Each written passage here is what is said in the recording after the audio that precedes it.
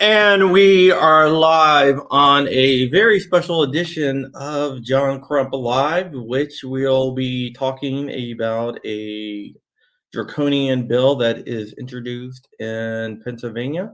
And we actually have a special guest who knows all about Pennsylvania law and another guy that knows a lot about 3D printed firearms. Look what I made, a new business card holder.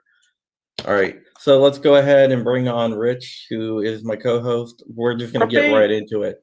We are broadcasting on John Crump Live and John Crump News today, plus the Facebook page, Black Swan Media Facebook page. Yeah, the Black Swan Media Facebook page, the Twitch, the a couple of different X channels, and everything else.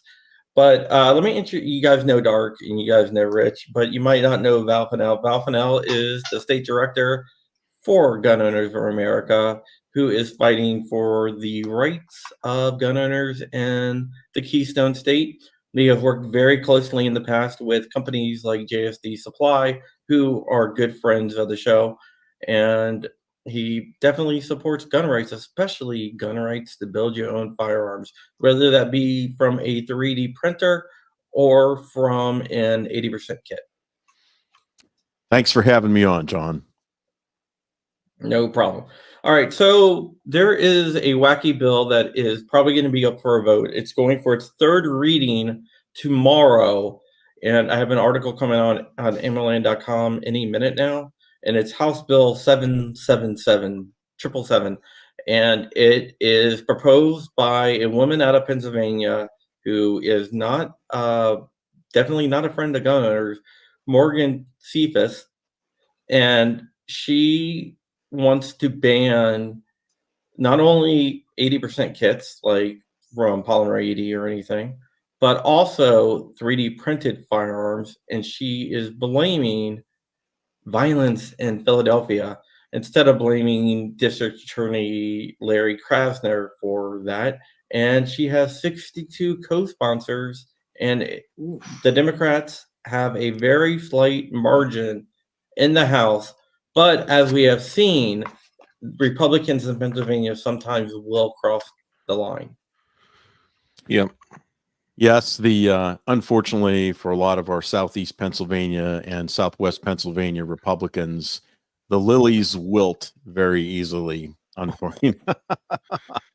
Yeah. So, and believe me, that is not an exaggeration. So in 2023, we had universal registration checks and red flag gun confiscation orders pass in the House with the help of 9 Republicans. And also known as rhinos. Rhinos, yes, you can say that.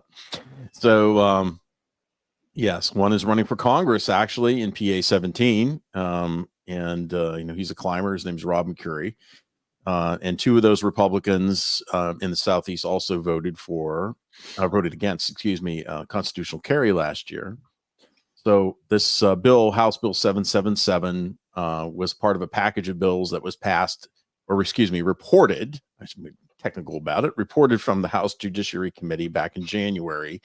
And here's the thing that your viewers absolutely need to know: don't believe anything these legislators tell you. So in January they said, "Oh yeah, they passed these this package of bills, but the Democrats have no intent of running them. They're just posturing right now. Well, I didn't believe that for a second. So we saw Josh Shapiro a week or two ago getting on his soapbox about gun control. So I knew something was up. And then we found out that the Democrats, surprise, surprise, are going to run House Bill 777, which is a bill that, like John said, would prohibit you the sale or the transfer of any unserialized parts, and also prevent you from making your own gun unless you were a licensed manufacturer. And it would make you a felon if you did so. So it's just not like 80% kits, though. It's also 3D printed firearms and also suppressors.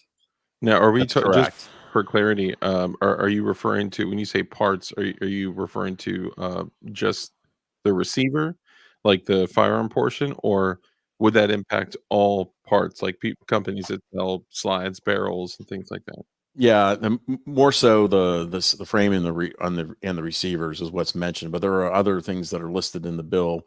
That's what the problem is. I'd have to go and pull it for you to give you the exact list. There's like 5 or 6 things listed. That's okay. I was just curious that, because and that could be dangerous. Either way, I'm against all of it. I was just, for clarity, I was just curious.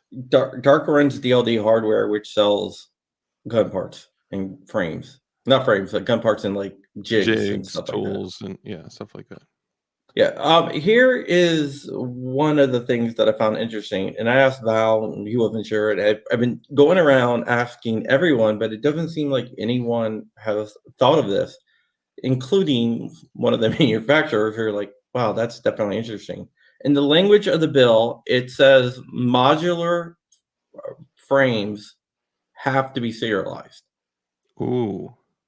Which to me sounds like SIGs. SIG 320s. Strike Industries came out with a new 365s. Right. 320s, 250s. You have the Beretta Nana, the Beretta Pico. Yeah, a bunch of companies came out with new. That's kind of like the new. I mean, it's not new to the industry, but a bunch of companies came out with newer modular frames. What scares me, because it says specifically modular frames have to be serialized. And if you know about the 320 and like the 365 and stuff, it's the FCU, the fire control unit, which is serialized. Yeah. Right. The actual list, I have it up here, is if a firearm frame or receiver would have to be serialized, a firearm muffler or silencer frame or receiver, a split or modular firearm frame or receiver, or a partially complete, disassembled, or inoperable firearm frame or receiver. Yeah, the split would be the AR-15. So are they saying the upper and lower receiver of an AR have to be serialized? No, I don't think so. This is a gray area, but what I think that they mean is there's an argument saying that since the receiver is split, in California, there was a guy that got off because there's like neither part fits the definition of firearm. Which is true. I think they're trying to head that off. But the modular is kind of what got me. And I've been talking to people all day, and I called Val to get his input on them. And the answer is the same. We just don't know. It's a gray area. Yeah, that's the problem with this bill. There's a lot of things. Well, there's a lot of problems with it. One, we're against it just from the fact that it's going to ban you from making your own gun. A right we've had in this country since before the founding. And that's what we're against it. And today there was a second reading on the bill. There were 3 amendments, and they were all ruled out of order. Most of those amendments we didn't care about, or that we opposed them. And there was a third amendment that tried to report to an illegal alien that might have had a gun on them to report them to ICE. Regardless, those amendments were all ruled out of order, so there was no debate on the House floor today. So it's going right to third reading tomorrow. So, and John brought up the really interesting point. They're trying to say it's this uptick in crime, violent crime in Philadelphia, and the real problem is their lack of prosecution of crime in Philadelphia because of Soros-funded DA Larry Krasner. I wrote an op-ed back in 2022 for the Philadelphia Inquirer, Here's what one of the paragraphs says in that op-ed. According to an analysis published in this paper during Krasner's tenure, arrests for illegal gun possession have nearly tripled, but conviction rates have fallen from 63% in 2017 to 49% in 2019. So, not only that, shootings and fatal shootings have gone up every year since his election. Last year, and this we're talking 21, saw the highest number of homicides in the city's history, many not using any kind of firearm. Carjackings have more than tripled since 2019, topping out over 720 last year. So there's a crime prosecution problem in Philadelphia. So if you don't prosecute crime, you're going to get more of it. This is used as the scapegoat. This is used as the excuse to attack, people who want to build their own firearms, as if there's not another way. Criminals don't obey laws to begin with, right? They're going to get a gun another way. Yeah. If they don't make it, they're going to buy it illegally on the street. Still, most of them are bought illegally on the street or they're stolen. So it's to expect a criminal to obey the law is ridiculous. So all this is another step along the way to violate our constitutional rights to make our own firearms, then put more serial numbers on things. You couple that with these 9 Republicans who believe that we should have universal registration checks, and they go, it's not that, it's background checks, right? But if you go back to what the Obama administration Justice Department said, they said UBCs, universal background checks, do not work unless you have a registration system. So this is a step along the way to create UBCs, are a step along the way to create gun registries. That'll be the next argument. We have to have a registry. This won't work. So that's why we call it universal registration checks. So it's just another way to put more serial numbers on things to continue to erode away at our constitutional rights. And so our message for the 9 Republicans who voted against this is that, you can be upset that we slammed you on it, but I'm sorry, we don't compromise. If you vote for gun control, we're going to tell your constituents that you voted for gun control. Yeah. Yeah, there is actually a page that I sent out to everyone out there that GOA has put together to oppose this. And if you're in Pennsylvania, it's very important that you fill this out. Yes, that's if you live in PA, we have an alert, and you just fill that form out and you'll send a representative, or send a message to your state representative. That's what we really not. And if you're in one of those one of the districts of the 9 Republicans, they get a special message. Yeah, because that is definitely a problem. Pennsylvania has a problem where Republicans, because you have Brian Fitzpatrick in Pennsylvania. Yeah, we got Brian Fitzpatrick in Pennsylvania. We have Southeast Pennsylvania Republicans like Martina White and Kathleen Tomlinson. I mean, these Tomlinson and White ought to be Democrats in a lot of ways. They voted against constitutional carry. They voted for UBCs. It only takes one Republican, tomorrow to flip, and the bill will pass. Now, fortunately, the Senate is still in the Republican hands, the Republican majority. I don't put a lot of faith in that. The bills will go to the Senate Judiciary Committee that is chaired by Senator Lisa Baker. If you remember, back in 2019, after the El Paso and Dayton shootings, Senator Lisa Baker got scared and had a hearing, lasted a day or two for gun control in Harrisburg. And fortunately, we were able to stop any of those bills from coming out in 2019. So we've been able to put enough pressure on Lisa Baker for her to not bring up those bills for a vote in the Senate Judiciary Committee. So I always tell people, don't let your guard down. Don't put your faith in the fact that there's a Republican majority in the Senate, because we almost had gun control move in 2019 in the Pennsylvania Senate. Now, supposedly it's going to be okay, but we don't know. But you always have to keep your eyes on things. So we started right when the term started in 2023, when the House flipped the Democrats.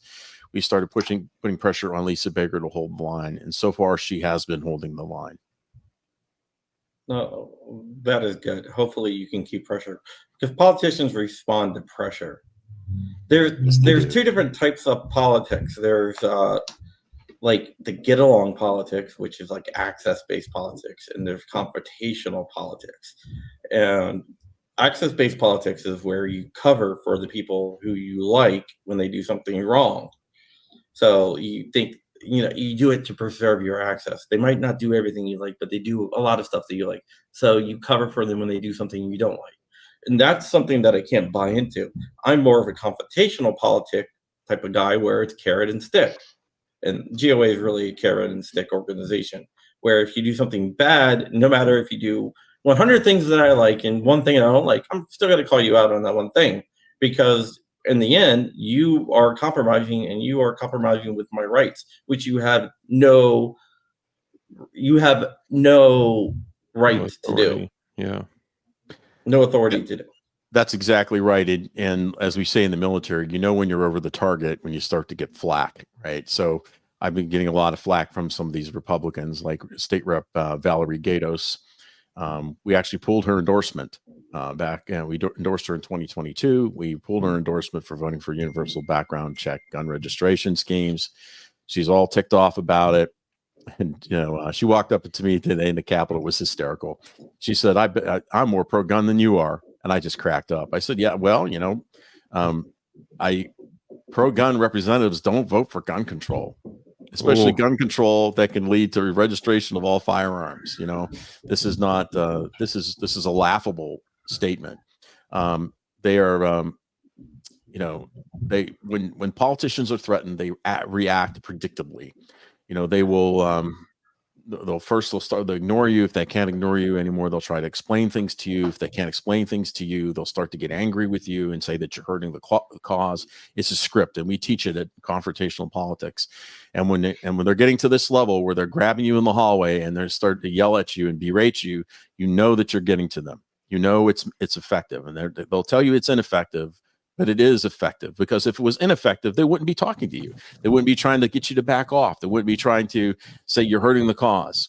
They would just ignore you and say, nah, go away. But really, the fact is they're feeling the heat. It's like Senator Everett Dirksen said, when I feel the heat, I see the light. And so they're starting to see the light. So if all the Republicans hold the line tomorrow, all of them, we have one pro-gun Democrat left in the state house, Frank Burns. That would be a tie vote. And then if the speaker would have to break the tie, which is McClinton. Of course, she's a liberal Democrat, progressive liberal communist Democrat. So she would break the tie. So it's going to be interesting to see if these 9 Republican turncoats will hold the line tomorrow. I've heard different things. Some people say they're going to. Some people they say they don't. I don't put any stock in what they tell me. Like I said, back in January, they're telling us, oh, the Democrats are just posturing. They're not going to run these bills. I knew that was wrong. I knew they were going to do it. It's an election year. They're going to try to bring things up. So yeah. We have a question from Fearless Orca Tactical. There is something called the Makers Match. I'm not sure if the Gun Makers Match. I'm not sure if you're familiar with it or not, but it's a gun competition where people run their homemade firearms, and that is every year in Pennsylvania. This would basically shut that down. Yeah, it would. You wouldn't be able to make, sell, or transfer your own firearm, your own homemade firearm, unless you bought one that was already serialized, right? So it would require the serialization of them to be sold in the state. So Val, I got a question.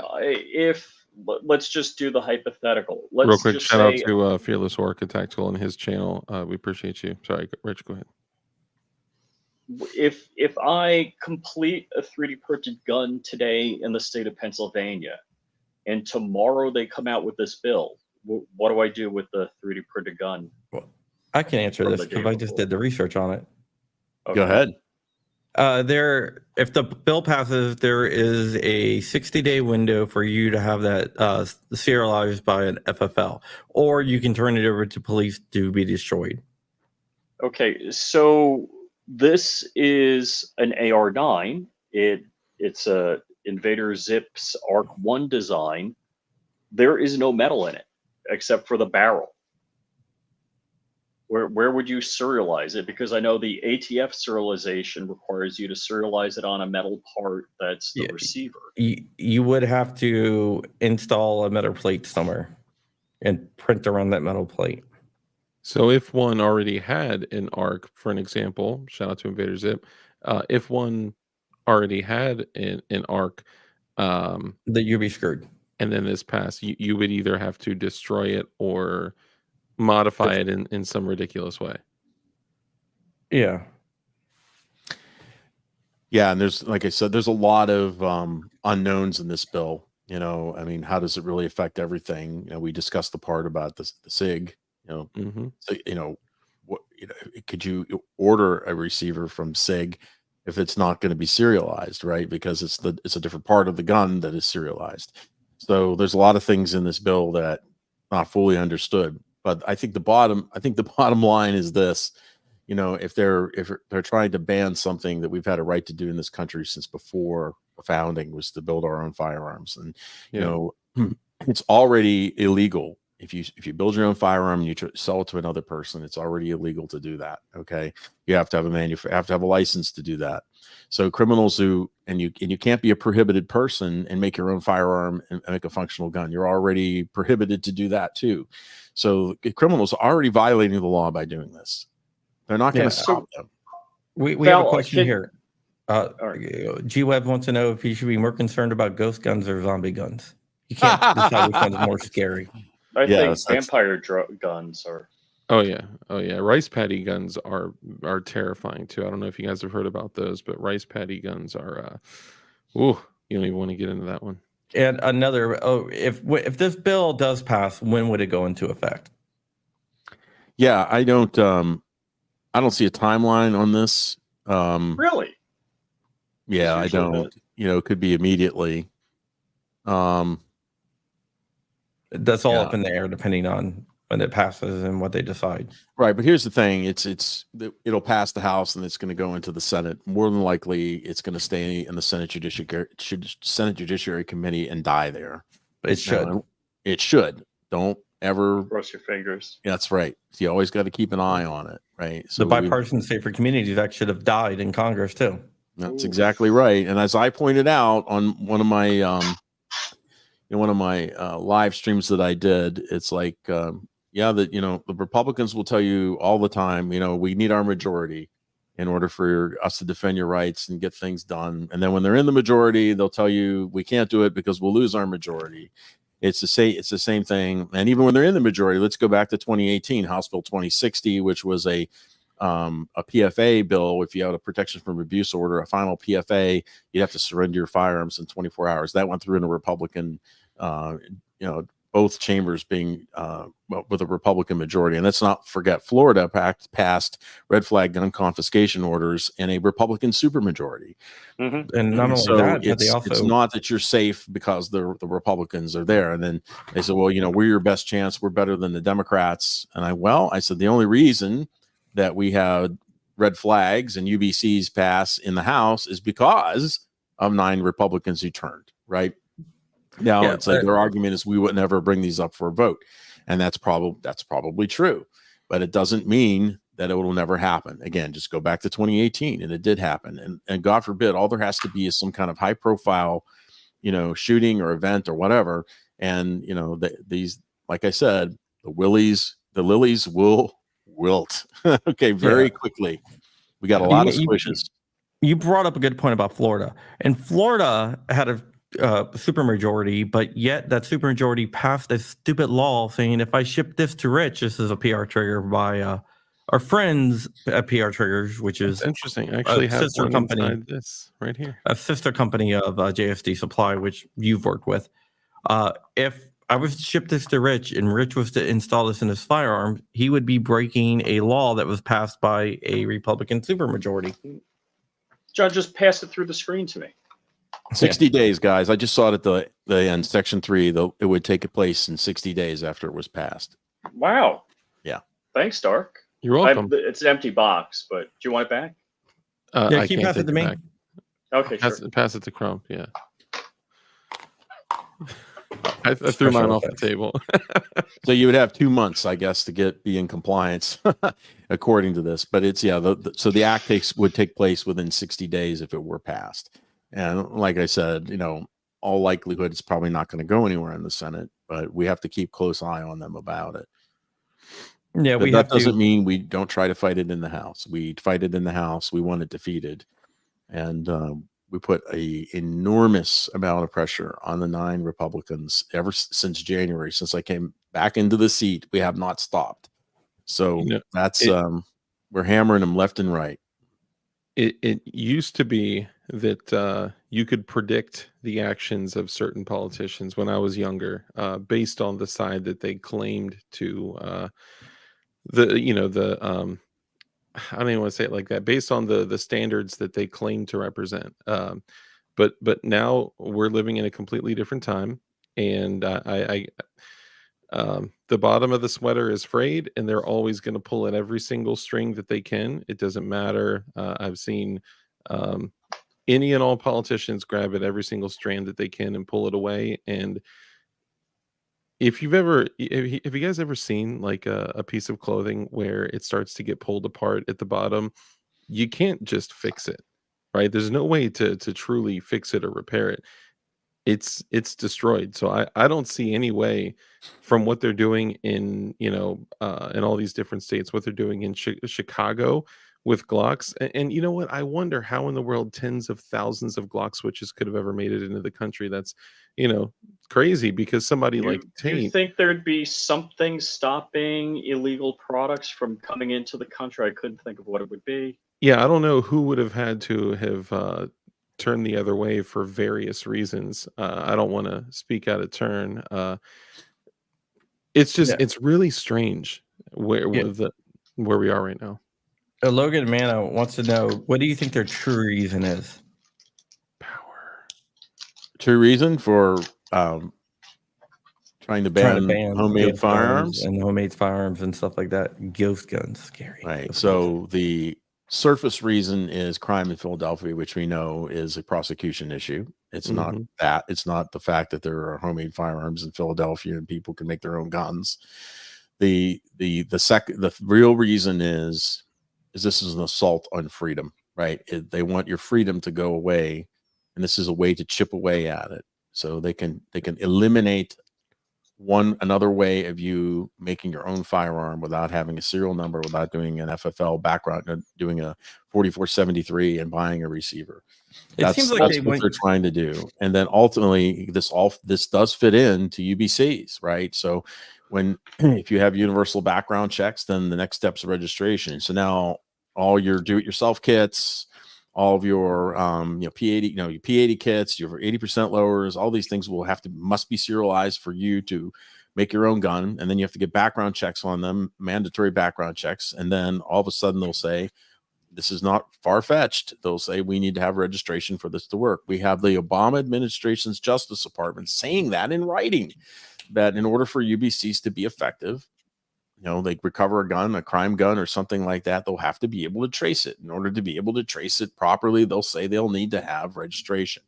And so then we'll have registration in place. And once we have that, then we're like New Zealand. And guess what?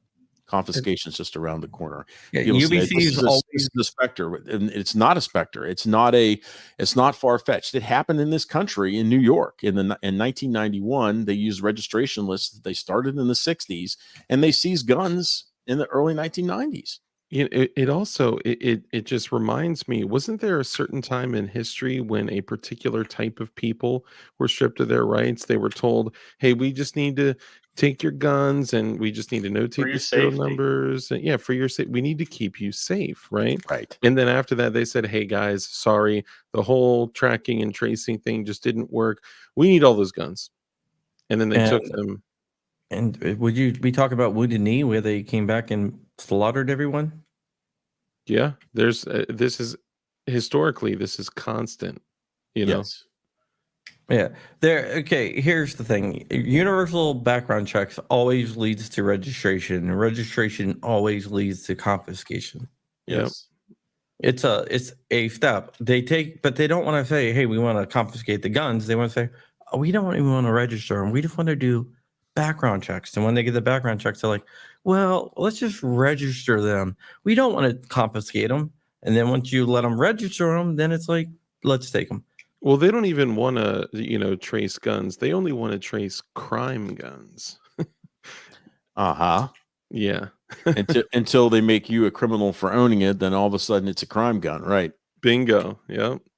And Mhm. Fearless Orca says ghost gun is not a thing. A ghost gun is not a thing. So I hope all you guys understand that, when we use the same That That's why I literature, always say ghost guns like that, because I'm actually yeah, mocking them a for trying to lot of scare us. us are gun builders. A lot of us consistently are building unserialized firearms, and it usually when we say things like that, we're either citing particular bills, or we're kind of memeing and mocking people that of opposing beliefs. Yeah, That's why we like definitely. to say homemade firearms, right? It's really, Yeah. you're building your own gun. Okay. Mhm. And another thing is they try to make this sound like it's easy to do. It does take some skill to do. It's not like Mhm. anybody can just do it. Yeah. And we even had our current governor, when he was attorney general, make a P80 Didn't he kit. hire somebody to make a gun for him? His own agents in the AG's office built it for the NBC reporter.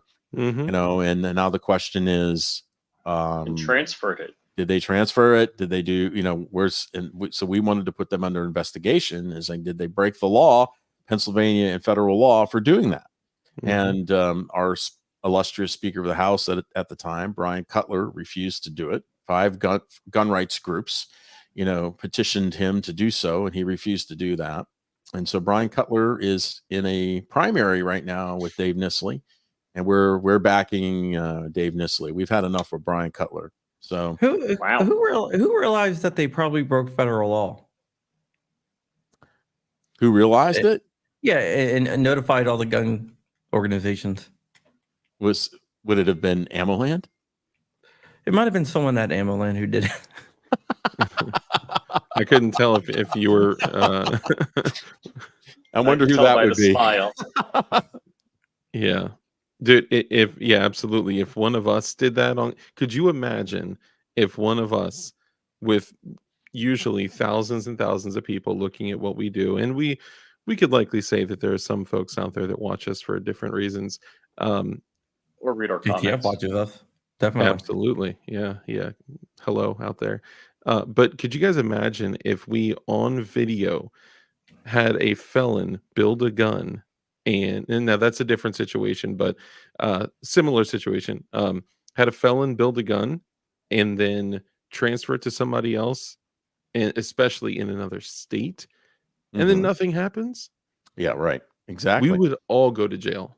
All of us. And so Cutler was saying, well, you need to go to the district attorney. Oh, right. Oh, that'll really work well. That'll go. That's funny. The Right, OCR or the 4473s, they turn it off, but it's like if you have Adobe, Yeah. you know how to turn it on. It's just like 2 clicks. We did it. They're stored. Yeah, we did it live on stream Live. in Yeah. 15 seconds. And they're being stored in Martinsburg, West Virginia, at the 244. What is it? 244 Needy Road. Yeah, Neely Road. 244 Needy Road. You have Martinsburg, to, West Virginia. There you go. yeah, Martinsburg. There's You the have to exact put address. NFA branch. Just if you want to write a letter. Yeah, definitely. So, why do you think certain other groups decided are not pushing as hard back against this? There's P-Tang from JSD Supply. Oh, Love so PJ. missed you, Colonel. Thank you. That's a Bob. Yeah. So here's the reason, and then you mentioned it earlier when you talked about being access based versus confrontational. So we have other gun rights groups, in quotation marks, who believe that it's all inside baseball, and they listen to what the Republicans in this case are telling them, and giving cover to the people who voted for the UBCs and red flags last year, working with them, trying to play the game on their turf. And when you do that, it turns around and it bites you. I mean, I'm sure that was done last year, and they got UBCs and red flags out of it. So that's the reason they don't want to put any pressure on them. As a matter of fact, one group sent out an email, and here's what their email said: to contact the speaker, which is Joanna McClinton, and the majority leader Bradford and the Democratic House Judiciary Chair Briggs, and to put pressure on them. Hey, I got news for you. That falls on deaf ears completely. There is no leverage at all on those people. Okay, we don't have any leverage on them. Okay, and to think, and the reason they're going after them is because I'm almost certain of it. The Republicans said, put pressure on them. Yeah, they're the ones running the bill. Put the pressure on them. But here's the problem with that. You'll never be able to change the mind or the vote of a Joanna McClinton, of a Bradford, of a Briggs, or any of those, Democratic leadership. They are lock, stock, sold out to Michael Bloomberg. They're sold out to Ceasefire PA. They're never going to listen to you. Okay. And the only way the Democrats get that bill passed, the only way they get it passed is with Republican support. This is a fact. And they don't like that because that means we have to put pressure on the 9 Republicans for them to hold the line. And so I don't listen to what they tell me. Okay, because if you listen to what they tell you, it's always to try to get to play the game on their turf. We know what we need to do, okay, because we've been doing this for a long time. And if we put pressure on the politicians and they get constituent mail, the number one thing politicians hate is what? Angry voters. Mm-hmm. They don't like angry voters because why? Hey, guess what? If we piss off 3% plus 1, we could lose the next primary, the next election. So they want to deflect it to somebody else. Go after the Democrats. Go after them. They're worse than us. Oh my goodness. Yeah, but you're the ones responsible for it. Okay. And so that's what happens. So they play the game on their turf and they said, put pressure on the Democrats. Look, you might as well talk to the wall. Okay. It's not going to happen. Now, it's not to say there aren't some Democrats you cannot influence in the House. There certainly are. We have one pro-gun Democrat left, Frank Burns. I think he's more than likely going to vote with us. I hope so. All right. I visited his office 2 times in the last couple of days. I'll be back in the Capitol tomorrow. And there may be 1 or 2 others we might be able to put a little bit of pressure on, but I'm not very hopeful about it, to be honest with you. Okay. The last 2 bills that passed in 2023, all the Democrats except for Frank Burns voted for it. It may be a replay of that. So how much leverage do you really have on them when the caucus in Pennsylvania is really driving them to do it? So wasting your time talking to the leadership. The problem is the 9 Republicans. So instead, they play the axis game, they deflect it, and they give them cover. And so when they give them cover, then that's like rewarding bad behavior. If your child does something wrong and you're a parent, what do? Do you let the child get away with it? You give them candy and say, "Great job." Right? No. You teach them a lesson. Right? You say you have to punish them in a certain way. It's got to fit whatever it was, and so that they learn not to do it. So this is like it's like training a dog. Okay, I like to look at it as training a dog. So we're training them to basically, it's like, if you vote wrong, this is going to be the consequence. And then we connect what happens in legislative season with election season. So we're primarying Brian Cutler. And one of the things we're using is his vote on HB 2060 in 2018. We're going after John Lawrence in House District 13 for his vote on HB 2060. And you can go back 2 years ago, Stan Saylor and Keith Gillespie, we took them out in that primary in part based on their vote on 2060. We spent a lot of money in those 2 races and they were gone. And so that we call it the wolf hide on the barn. So we got 2 wolf hides on the barn 2 years ago, and I hope we can put another one up. And so you got to do it. You got to get involved in a primary. And it's, if you vote wrong, if you got a primary opponent and it's in a district that can be winnable, we are going to support that opponent if you voted for gun control. Granted, we don't have unlimited resources. We have to be selective in what we do. But there has to be a connection between what they do in legislative season and what happens in an election. And we connect those 2 ends very well all the time. And that's what they fear. They fear angry voters because they can lose an election. That's death for a politician. So they fear political death, of which is a primary if they lose in a primary. So that's what we drive at. Okay. And this is the way you train them. Okay. So look, hey, man, gosh, I got hit, and then now they're primary. Look, you see what they did? They primaried Saylor and Gillespie, and now they're gone. They get the message that way. If you just attack them in legislative season and you don't follow up and primary them or do something in election season, then they learn that there's no consequence. So you have to follow through with it. It's true accountability. That's exactly right. It's the way our system is designed. And they want to convince you that doesn't work. Well, no, that's exactly how our system is designed. It's always like, worked. if we can replace you at any time. So our vote is our message to the 9 Republicans, anybody else for that matter, okay, who votes for gun control, is this. It's like he says, you either give us your vote or you give us your seat. That's the bottom line. Question: is GOA friendly with FPC? They're not friendly with them. There's no conflict or anything between the groups. And SAF, GOA works with. May I, as an outsider, as a someone completely unaffiliated with any gun group, may I say something? An observation? Sure. Here's what I've noticed. The GOA is 100% completely no compromise. They're not unfriendly with any groups that I know of. However, if they ever had to work with other groups, I think they'd be absolutely open to do that because they're not willing to compromise on their end goal, which is freedom, independence, liberty, and the preservation of your natural rights. So you could kind of, put that together. Yeah, well, I mean, FPC, SAF, GOA, California Pistol Rifle Association, gun owners of California have been working together out in California for a while now. So there you go. Right. Our system of confrontational politics was actually codified by Senator H.L. Richardson, who was the founder of Gun Owners of America. He was a California state senator. And he taught us back in the 70s how politics really works, how the machinations behind the scenes, how it actually works.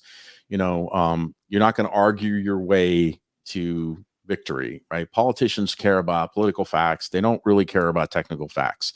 Now, that's not to say that if you're our allies in the legislature say, hey, Val, I need some talking points for this bill. Okay, obviously we give them talking points for our bills. If they need it, we give it to them.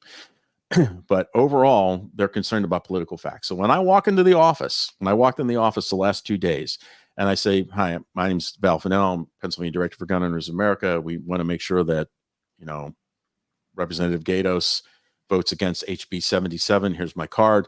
And the secretary's behind the desk. And what does she do? She takes my card and she looks, yeah, we've been getting emails about this. And, I'm keeping a tally of everything that comes in. And I'm seeing that we're getting a lot of messages from you. Bingo. Mm-hmm. You see? And they'll tell you, oh, we don't pay attention to those things. They'll tell you to your face they don't pay attention to it. It's not being effective. If that's the case, then why is the secretary keeping the tally of all the things that are coming in? And it's because why? Because they don't want, if they're getting too much heat, they're going to back off and they're going to do what we want to do, which is either vote for a pro-gun bill or it's going to be to defeat an anti-gun bill. They do keep track of it. So the debate is always, what works better? Do we write a letter? Do we send an automatic email message pre-filled out or postcard? Look, it all works, right? But what you really have to do is make things easy for people. If you tell people, pick up a phone, call, write a letter, most people, one, they don't read their email to begin with, okay? And the second thing is, are they going to have the time to do that? Of course not. But they do have a time to click our take action button and type their name and address in. And guess what? That is constituent mail from their district that representative or that state senator gets. And they get the message on that, and they do keep tally of it. So, I was told by other gun groups, oh, that doesn't work. Oh, is that so? Because every office I've gone into, and I'm not exaggerating, they have it, they're keeping the tally. Well, it's always the secretaries or the people. Usually the aides. They're getting bogged down. Right, they're keeping the tally because they know if they're getting too much heat, they're going to have to back off. And again, you got to remember something. It's unfortunate. I remember growing up. I grew up in the Pittsburgh area. I'm from McKees Rocks. And so back when I was growing up in Allegheny County, we had a lot of pro-gun Democrats. All right, and so there's like one or two left. We still have some leverage on them, but for the most part, and this is true virtually everywhere in the country now, they've been replaced by leftists, right? And they're ideologically committed to violating our constitutional rights. So it's a complete and utter waste of time to lobby Joanna McClinton. It's a complete, utter waste of time to hit the House Majority Leader Bradford or Tim Briggs, who's the chairman of the House Judiciary Committee for the Democrats. Total waste of time. Now, the only way it would work is if a majority of people in their district told him, but it's not going to work that way. Their districts are very democratic. All right. And, the area that they're in, there's not a lot of leverage on them. It would really take a mass revolt of the Democrats in their district to basically say, back off and we don't want gun control. Now, there may be a limit to what they'll do. Okay. They may say, well, we can't go too far, or even our constituents will get upset at us. But when it comes to these basic things, they're really not going to listen to us. It's unfortunate because I remember another time. I remember when there were conservative Democrats. I remember when there were pro-gun Democrats, a lot of them, but it's not too many of them anymore. And that's unfortunate. Yeah, I linked the article that I wrote for AmmoLand. It is now live. Thank you. I'll be posting that. Yeah. So it's now live. So hopefully we'll get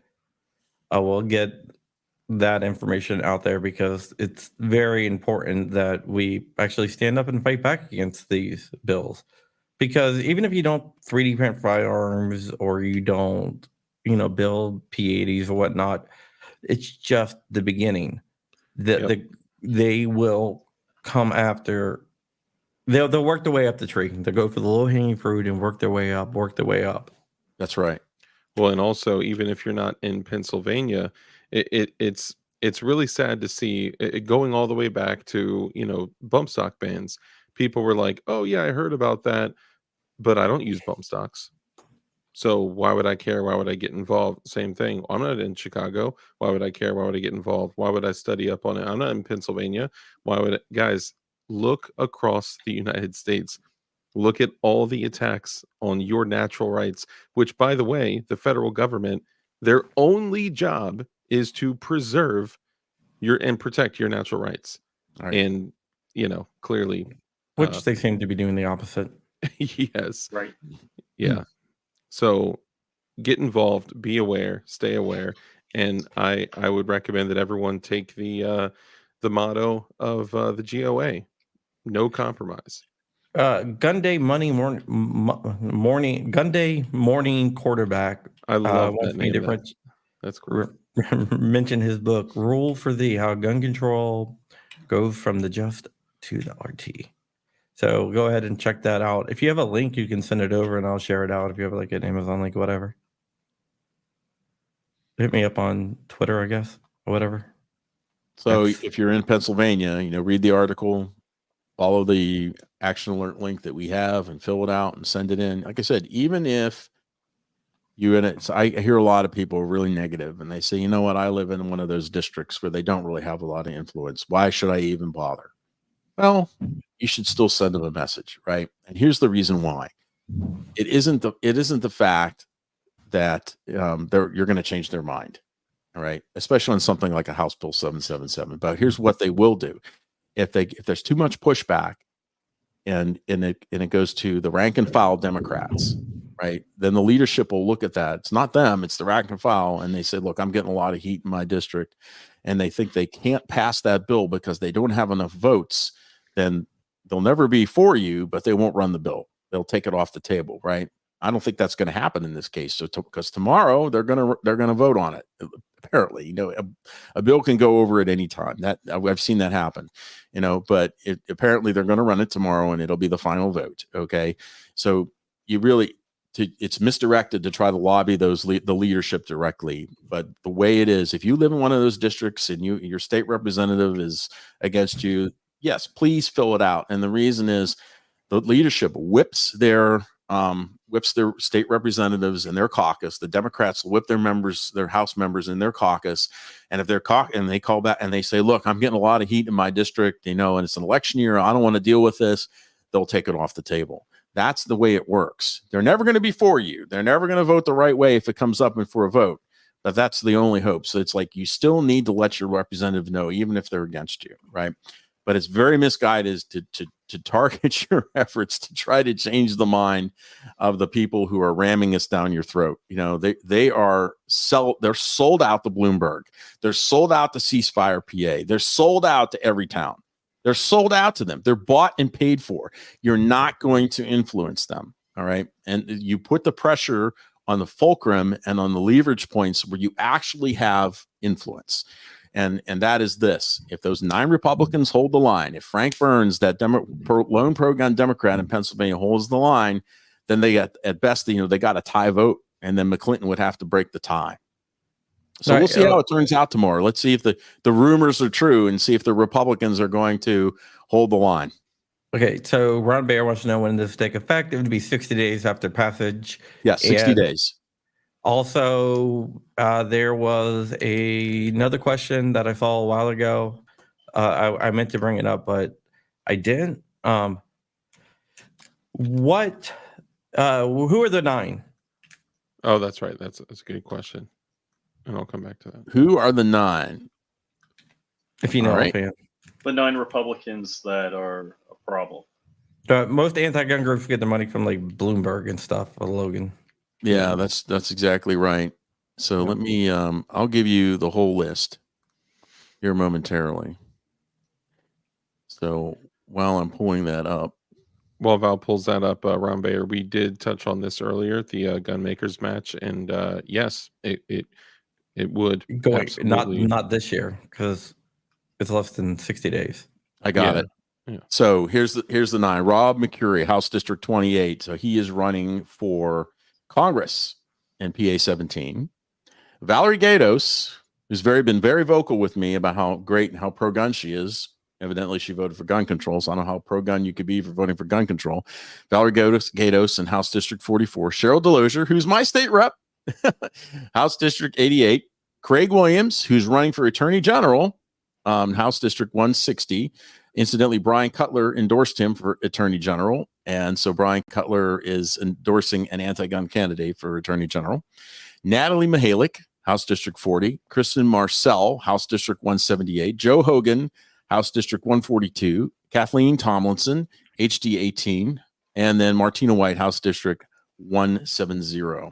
So those are the bad actors. And if you go to our Facebook page, we have a nice graphic. We call it the Naughty 9. And so these are the Naughty 9. Yeah, you guys ran into a little bit of controversy when you pulled endorsements. Yeah, some people got really upset about that. I mean, I'm talking about politicians. I'm talking about other people. Yeah, I mean, well, this is the case. So if you vote wrong, we're going to pull your endorsement. I'm sorry, that's just the way it is. It's endorsements are not a perfect process by any stretch of the imagination. Some people start out good and they stray. Look at Pat Toomey. He was one that did that. Started out decent and ended up straying. Right. So it's not a perfect process. Sometimes, sometimes it doesn't go right. And so, but if you vote wrong and you vote for gun control, especially on something as big as UBCs, which is one of the main things we fight nationwide at GOA, UBCs, red flags, and then, these parts ban, assault weapons bans, semi-auto bans, gun bans, and now these bill kit bans. These are the main bills that we try to fight, but UBCs are at the top of the list. Okay. And if you vote for UBCs, that's really bad. So we dropped them. Not only did we revoke their endorsement, but we dropped them 2 letter grades. So like Valerie Gatos went from an A to a C. Natalie Mihalik, and these are some people who supported us in the past. They went from an A to a C. Okay. Mm-hmm. And then unfortunately we did not have many endorsements that were wrong. We only had to pull 2. And, but we will pull the endorsements. And, those are, again, it's not a perfect process. I wish it was, but it isn't. You can never tell what someone's going to do in the future. That's exactly right. You can make an educated guess, but they're endorsed until they're not. But this is, this is the best way to do it. You're actually, basing your decisions based off of people's actions as opposed to what they say. And yes. This is, like I said, this is true accountability, Right. And let me make something really clear to everybody too. So the endorsement process should always involve a survey. So, even if it's an incumbent, somebody who's been voting and been there for maybe 2 years, 4 years, whatever, and if they have not been previously endorsed by us, we still send them a survey. And the reason is that not all these votes come up in the House or the Senate, so we don't know where they stand on homemade firearms bans until we ask them that question. We don't know where they stand on strengthening firearms preemption, although that one did come up. And there's other, like we have a question there about banning 50 calibers. Okay, so we don't know where they stand on that unless the bill comes up. So we survey them, and we of course we want them to get a perfect score. We want them to be 100%, and then we look at, if they're an incumbent, we look at their voting record. So between their voting record and the survey, so a good survey is a foundational program, part of your program for endorsements and for those kind of things. So even if they've been an incumbent, if we don't have a survey on file, we want it, because there's all kinds of questions on there about bills that may never come up. Yeah, when I was a director of Virginia for Gun Owners of America, we've had some politicians that we love your endorsement, but we don't want to go on the record and fill this out. And we're like, well, we can't endorse you then. Sorry. They can go pound sand. Crazy. Okay, so we have an attorney general race. One, I mentioned Craig Williams. Craig Williams is anti-gun. Okay, he likes to parade out his I'm a Marine, I was a combat, I was a Marine. Okay, I'm a retired Air Force colonel. Thank you very much for your service. That's great. Guess what? You are a state representative now. You are running for attorney general, and now you have bad votes. You voted for gun control. You took an oath of office, just like I did, to support the Constitution of the United States against all enemies, foreign and domestic, right? You took an oath to support the Constitution, and now you say, oh, I'm not going to do that. Well, guess what, Craig? We're going to call you out on it. Dude, I love you. I'm sorry. Guess what, Craig? We're going to call you out on it. So, we don't need to get a survey on Craig Williams. We know where Craig Williams stands. He's very weak. He's very anti-gun. But there's the other candidate in the race is Dave Sunday. And to your point, John, to date, he has not answered our survey. So we hammered him. We sent a statewide alert out. There's like 600 plus, 700 plus more messages that are coming in all the time in his campaign, to answer our survey. And you know what he told us? He said, we're working on it. I want to check with some of my law enforcement thing about how law enforcement allies and how to answer this survey. That screams weakness to me. Yeah. Okay. It screams weakness to me. And it's like, and we have candidates like our U.S. Senate candidate, Dave McCormick, who is not answering any surveys, evidently. Okay. And so we've been asking him to answer GOA survey, and they gave us a hard no. We're not answering anybody's surveys at all. And which is fascinating, because 2 years ago in the primary, he lost to Oz by just maybe I think it was like 500 votes or something like that, maybe 900 votes. Right. And he refused to answer our survey 2 years ago. And it's like, if he did well on the survey and we ended up endorsing Dave McCormick, he could have won that primary against Oz.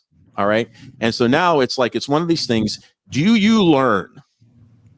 Do you learn from the past? Do you learn from your mistakes? Or is it that you just keep on making the same mistakes over? I know when you run for office, your IQ drops by 20 points at least, is what they say. Yeah. So maybe Dave McCormick had a 40-point drop in his IQ or something like that. Because if you don't learn from your mistakes in the past, you're just destined to repeat them again, right? Usually, and so, look, we're not going to hand out an endorsement to you. You know what he told us? We'll meet with you one-to-one, and we'll do we'll go through the survey verbally, but we don't want to write anything down. That is a big warning sign to anybody, because verbal promises are worthless. Worthless. Okay. So it has to be written down, and otherwise you're not going to get it. Now, the federal office does what they want with this, they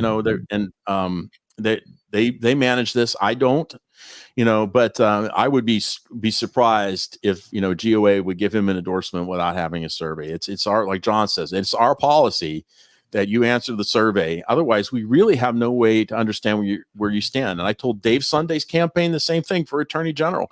We have no idea where you stand. You could say you're for the Second Amendment till the cows come home. Valerie Gatos was for the Second Amendment. Oh my gosh, she's better Second Amendment supporter than I am. Yet she voted for UBCs to register your guns eventually.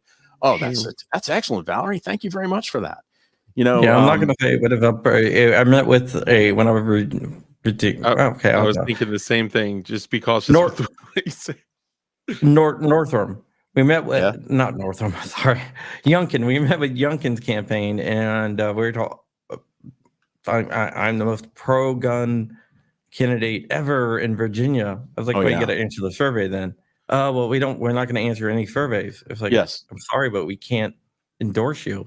that's correct. Unless you answer the survey. But he came back. I'll give him credit though. He vetoed every. Not everyone that's up, but yeah, but he's expected to veto all the ones that are left. Yeah. I was very surprised. I thought this was going in a completely different direction because of what I knew about that, and because he has future political aspirations as well. Sorry, Crump, go ahead. But always be afraid of the climbers, like Rob McCurry. You know, when they want to run for a higher office, they'll be willing to compromise and sell out in order to, you know, garner the support of the establishment. You know, so we're not looking for climbers, because that's a warning sign. You know, that means their ambition to virtue scale is out of whack. You know, they're more ambitious than they're going to be virtuous for us in office.